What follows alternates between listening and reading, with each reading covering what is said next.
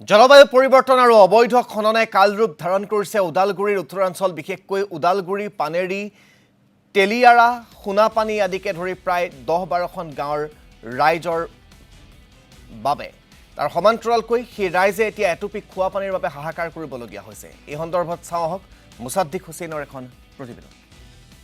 জলবায়ু যি পৰিৱৰ্তন আৰু লগতে এই বৃহৎ অঞ্চল ওদালগুৰি ভাৰত ভূটান সীমান্ত এই বিশেষ অঞ্চলত এনেধৰণৰ পৰিৱেশ সৃষ্টি হৈছে এটুপি খোৱাৰ পানীৰ কাৰণে হাহাকাৰ কৰি থাকিবলগীয়া হৈছে। একাংশ বিশেষকৈ ক'ব লাগিব বিটিআৰ চৰকাৰৰ চূড়ান্ত তেখেতসকলৰ যি সিদ্ধান্ত সেই সিদ্ধান্তৰ ফলতে আচলতে এইসকল লোকে জীয়াতু ভুগিবলগীয়া হৈছে। আমাৰ লগত আছে এই অঞ্চলৰ ৰাইজ আৰু তেখেতসকলৰ পৰা আমি জানিম আচলতে বিগত আজি প্ৰায় এমাহ মাহ ধৰি তেখেতসকলে মিনাৰেল ৱাটাৰৰ পানী কিনি তেখেতসকলে জীৱন নিৰ্বাহ কৰি থাকিবলগীয়া হৈছে আৰু ইয়াৰ পৰা প্ৰায় 10 পৰা 12 কিলোমিটাৰ গৈ তেখেতসকলে পানী আনি এই ধৰণে তেখেতসকলে জীৱন নিৰ্বাহ কৰিবলগীয়া হৈছে। আমাৰ লগত আছে এজন স্থানীয় লোক। বিশেষকৈ ক'ব লাগিব এই অঞ্চলটো এটা সময়ত কিন্তু ভূটানৰ পৰা নামি অহা পানীয়ে কিন্তু কুলু কুলু শব্দই এটা সুন্দৰ পৰিৱেশ বিৰাজ কৰি আছিল, কিন্তু এতিয়া সেই পৰিৱেশটো নায়েই। কিন্তু এতিয়া এটুপি খোৱা পানীৰ কাৰণে আপোনালোকে হাহাকাৰ কৰি ঘূৰিবলগীয়া হৈছে। কি ক'ব এই মুহূৰ্তত? হয়, ইয়াতে ক্ৰেচাৰ মিলৰ সংখ্যাটো বহুত বাঢ়ি গৈ আছে আৰু অবৈধ খনন কাৰ্য বহুত হৈ আছে আৰু প্ৰতিটো ক্ৰেচাৰ মিলতে লগাতকৈ বেছি মানে বৰিংবিলাক খান্দি কেনে ইয়াত পানীবিলাক ৱেষ্ট কৰা হৈ আছে। সেইটো কাৰণে এতিয়া ওচৰৰ যিখিনি গাঁও আছে গোটেই গাঁৱত পানীৰ অসুবিধা। গতিকে ইয়াৰ সমাধানটো হ'ব লাগে।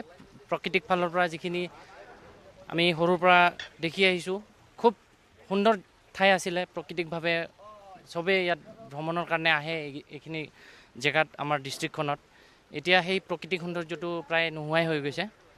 গতিকে হয়, আৰু আছে মই তেখেতসকলৰ পৰা জানিম। কিন্তু এটা কথা ক'ব লাগিব, ইয়াত এখন নৈ আছে কুলসী নৈখনৰ প্ৰায় 10 পৰা 12 ফুট পৰ্যন্ত কিন্তু খনন কৰা হৈছে।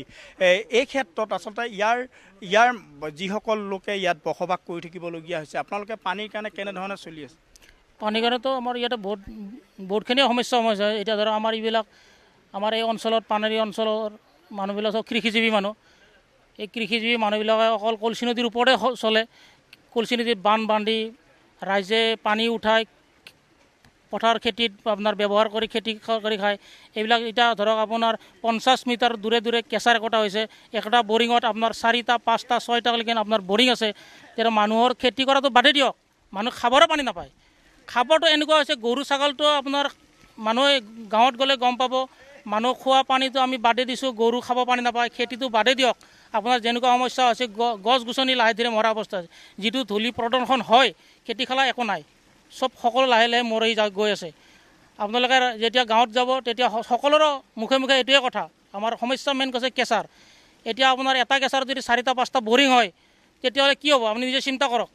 আজি আমি সৰুৰ পৰা এইখিনি আজি 40-50 বছৰ বয়স হ'ল, এতিয়ালৈ আমি কোনোদিন খোৱা পানী কিনি খোৱা নাছিলোঁ। আমাৰ এনেকুৱা মানে পানী ধৰক সমস্যা নাছিল। আজি 2 বছৰৰ পৰা এনেকুৱা পানী সমস্যা হৈছে। খোৱা পানী নাই, লগতে গৰু খাৱাৰ পানী নাই, খেতি খলা নাই। আমি কলচি নদীৰ মানে কি বান্ধ বান্ধি মানুহে খেতি কৰা মানুহেতো এতিয়া কলচি নদী বান্ধ বান্ধি কোনো খেতি কৰিব নোৱাৰে। চব সম্পূৰ্ণ কলচি নদীৰ পূব পশ্চিম উত্তৰ চাইড মৰুভূমিত পৰিণত হৈছে। সেইটো মানে ৰাইজে গোটেইখিনি দেখা পাইছে, চালেও হ'ব, গম পাব।